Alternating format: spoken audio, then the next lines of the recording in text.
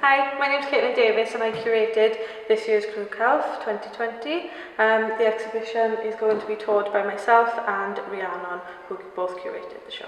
Hello, I'm Rhiannon Rees Williamson and I've assistant curated this year's Criw Celf 2020 exhibition. So now we're going to do a little tour.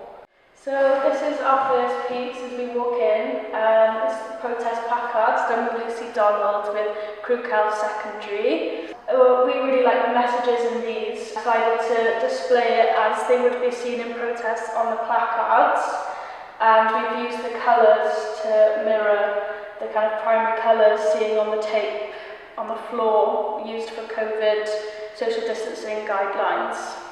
So this is a sound piece with A-level students in Raising the Bar with Jason and Becky, where they were working with maps of Swansea and bringing them to life with sound recordings of the places. And the idea was that the human touch would bring these pieces to life by completing the circuit and bringing on the sound of the places to get like a full sense of the area.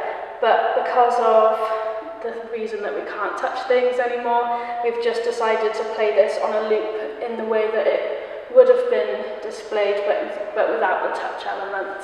These pieces were made by the Raising the Bar students along with Catherine Brown and Colin Telford. These were made for the Penclough Health Centre. We wanted to display these within a painted frame on the wall without having too much of a physical presence as a normal sort of frame. We've painted this on the wall along with a different colour that contrasts the tealy colours within the tiles with these glass sculptures up here. So these pieces are white painted glass sculptures. These are self-portraits of secondary students. These are contrasted with the tiles that were made for Penclough Health Centre. And here in Yaps we have some of these textile pieces. So these are two different classes. The tie-dyes are secondary, and then the textile postcards are portfolio age group. These were made with Sarah Holden and Shelley Holden. These are displayed hanging because we were looking at them when we first started to curate the show, and we realised how beautiful the backs were as well as the fronts. So we wanted viewers to be able to see the whole piece as is, so if we put it against a wall it would take away half of the work. So we wanted these mixed in, the navy sort of colours with the really vibrant colours of the postcards to contrast each other, and it works really well along with the windows and some of the other pieces within the space. So next I'm going to talk about these glass pieces, which I wanted to highlight the feature of the windows within this space. They're already such a feature within the gallery already, and displaying the glass pieces along the same line as the windows really helped that. When we installed those, we realised that the cyanotypes would work really well to contrast and line this beautiful fabric piece in the middle of the room. The colours also work really well with the tie-dye pieces within the fabric. So this is the animation piece. There are 9 different films. These were made by secondary students with Darren Latham. These are within the nook of the gallery. This is a really great space for a screen. The sound within the piece makes you quite immersed within this space, and the lighting is really great for showing screen work. So during lockdown, the masterclasses were on hold, so the students could keep making work. They were sent inks. So we've had a lot of lovely drawings and sketches and paintings with the inks that we've displayed here on this table. When we first came to the mission, it was still in the workshop mode with all these tables with the tape and the 2 metre distance. So we took that on and decided to keep the desk to kind of replicate that, and also to kind of pay homage to being stuck at home. So we've made a kind of like domestic setup with the lamp and the inks to make it look like your kind of lockdown desk, and actually it looks kind of like my desk during lockdown as well. So these are some self-portraits done by primary students in a masterclass led by Lucy Donald. They're a mixture of drawing and painting and representing yourself through visual, memory and touch. So here's a collection of ceramic, plaster and jewellery pieces done by primary, portfolio and raising the bar students. And a lot of these had a theme of nature and using kind of natural forms, which we've displayed at different levels and different heights in a kind of plinth cityscape, which kind of plays with this idea of city and nature together and the relationship between them. So yeah, we've played with the different heights as well for younger people to kind of like see different like secret areas and things like that as well.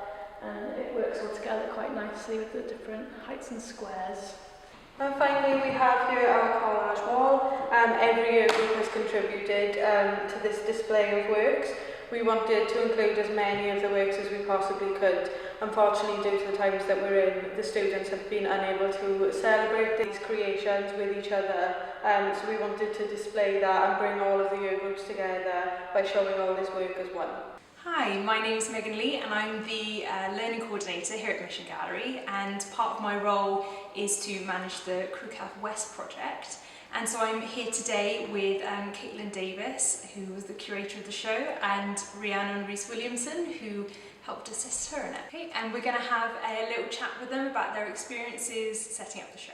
So my name is Caitlin Davies. I'm a freelance curator based here in South Wales. I have an MA in curating from University of West England, and I have had the honour of curating this Criw Celf 2020 exhibition. So Caitlin, would you mind talking a little bit about your passion for curation and where that comes from? Yeah, so I done a BA in photography and the arts here in Swansea, and towards the end of that I realised that I started to work more with archival images, and I started to just curate them rather than shoot the images myself. So the interest definitely spanned on from there, and I started to work in different galleries, some here in Mumbles, in Swansea and in Cardiff. I then went on to do my MA in curating, and that definitely solidified my love for it, my passion for curating. So what were some of your past experiences with curation? Yeah, so during my MA I was a curatorial volunteer at Chapter Art Centre. So the head curator there, Hannah Firth, was my mentor. So I'd done a lot of projects with her for the normal programme, and then I was lucky enough to curate a show in the Art and the Bar section of Chapter during that time. Since then I've done a lot of sort of pop-up exhibitions, working with artists I know, local artists, sort of popping up in retail spaces, in town centres, loads of different forms of exhibitions. What excited you about this particular opportunity? So I've worked with Mission a couple of times, and I've known Mission for a really long time, having studied here in Swansea and also being based in Talbot. I really love their ethos and everything they do with the different exhibitions that they show and the projects they do and a lot of the workshops that they do. So I've always been very passionate about working with Mission and developing the galleries and arts programmes around South Wales. I particularly love this project. I've worked with a number of organisations that work with Criw Celf, such as here at Mission and Oriel and this programme of the Criw Celf programme is so important, I think, for sort of harnessing children's and students' love for the art. I think it helps them develop and hopefully solidify their future within the arts. Hello, I'm Rhiannon Rees Williamson. I'm a creative practitioner based in Swansea. My work varies between my own practice and stage and event decor for music festivals, as well as scenic painting for theatre, and so on, and currently a bit of curating. But one thing I notice, my work seems to always be around space and place, and always about like making a place and enhancing it and being really practical within the space. So what made you apply for the position of young curator here? So it seemed really symbolic to me to apply for this because I don't know, my earliest memories of galleries and exhibitions was in Mission Gallery, So to actually be putting on an exhibition for young people just kind of came round like full circle, and I feel like it's a really important thing to do, to introduce children into the arts and make them a part of it. Yeah. And do you feel like this opportunity has helped you to grow at all?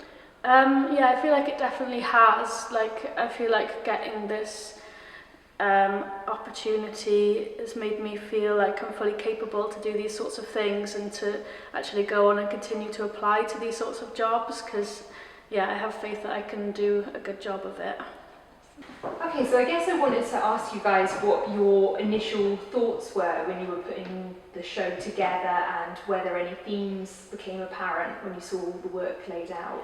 Yeah, I think so. So when we first came for our first meeting here at Mission, the space was set up for workshops, which was tables within taped squares, and we really loved that idea. We loved the primary colours. We loved that it's a sort of symbol that you see across the city, across everywhere now with COVID, trying to sort of stop people from going in certain directions or being too close to each other. So that's definitely something that we wanted to display within the exhibition. And as well, there was so much work, so many different mediums that we just wanted to show as much as we could of all of the participants' work in a cohesive exhibition as well. And I think, yeah, when it was first laid out, we instantly noticed there was so much blue. So there's loads of blue that came up with the cyanotypes and loads of other things. So we wanted to play with that a bit. And as well, some other themes that came up were journeys and mapping. There's quite a lot of kind of conceptual things around that. And as well as portraits, there's quite a lot of self-portraits. So it was nice to have that represented with different mediums as well. Yeah, so a lot of the students created work during lockdown, so how did you guys choose to reflect this, if at all? Yeah, well, like I kind of just mentioned, we definitely kept on to the tape and the boxes within the space to represent what's happening right now, and how the students and artists were working during the end of this project, because I know a lot of it got put on hold. Yeah, so we kept quite a bit of that with the tapes, and also like the boxes and the setup of the desk. So yeah, that installation of all the lockdown pieces we thought was really important to keep together and display in a way that represents being stuck at home. And how have you guys found working in a curatorial partnership together? Yeah, it's been really good. Like from the beginning, I felt like my role was always really valued, and Caitlin would always like take on my ideas, and then it just became a really like collaborative thing. We just throw ideas around. It was amazing to just like have these ideas in this space to ourselves and just like make something from it. Yeah, like you just said, collaboration is such an important thing to my practice in general. It's something I strive for in every project I do. I really love bouncing my ideas off someone else or a group of different people. I think it's really important. I think it makes me a better curator, which then hopefully makes the show a better piece. And as well, I feel like Rhiannon has been really incredible at just making sure that my ideas are fully rounded and questioned, and then bringing her own ideas into that. I think it was really important. And as well, we both have really specific knowledge about a couple of different mediums that, it had been married together really, really well, that we happen to have the different knowledge about the different mediums. It was really important for this show with the amount of work that's in it. And so lastly, how important has this opportunity been for you guys in terms of furthering your careers? Yeah, I think for me, it's just definitely brought me back into the arts. During lockdown, the galleries that I work for have been closed, and all of the projects that I had going on have been put on hold or cancelled indefinitely. So I think this was really important, this right at the start of lockdown, this opportunity arose, and I'm so glad I applied for it. And so this is how I'm getting back into the arts within South Wales. And for me it's definitely solidified that this is exactly what I would like to be doing. I currently hold a number of different roles and capacities within different organisations, but curating is definitely my passion, and I think where my strengths are as well. And yeah, I'm definitely going to push more to be within this role, within any spaces I can. And yeah, like I said earlier, it's been just a confidence boost to go out and apply for more roles like this and just go for it. It's made me realise that I can do it. Well, look, we just want to thank you guys so much for putting in the incredible hard work that you've done, not only in the last week of install, but I know you guys have been processing this for about a month now. So yeah, we just want to thank you on behalf of Mission Gallery for doing such an incredible job, and on behalf of all our students and teachers and artists for doing their work justice. You know, we feel really grateful that you guys have come in as gun-ho as you did and have delivered such a fantastic exhibition. So thank you very much. Thank you so much. It's been such an honour to do it. It's been a really amazing exhibition to work on. Well, we've loved having you.